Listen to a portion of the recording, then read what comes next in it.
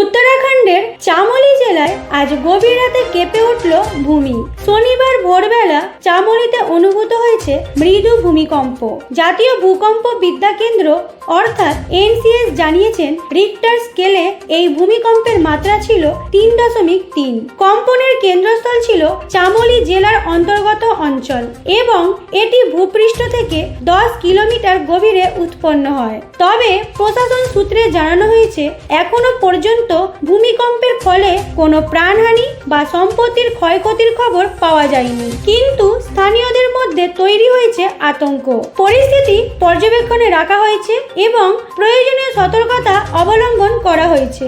বর্তমানে পরিস্থিতি সম্পূর্ণভাবে নিয়ন্ত্রণে এবং বিশেষজ্ঞরা ঘটনাটি নিবিড়ভাবে পর্যবেক্ষণ করছেন। স্থানীয় বাসিন্দাদের সতর্ক থাকতে এবং যে কোনো জরুরি পরিস্থিতিতে প্রশাসনের সঙ্গে যোগাযোগ রাখার অনুরোধ জানানো হয়েছে।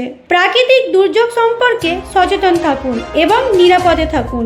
এই ধরনের প্রাকৃতিক দুর্যোগে সংবাদ পরিবেশন, সচেতনতা এবং প্রস্তুতির গুরুত্ব অনেক। আরও আপডেট পেতে চোখ রাখুন আমাদের চ্যানেল পালস পয়েন্টের দিকে।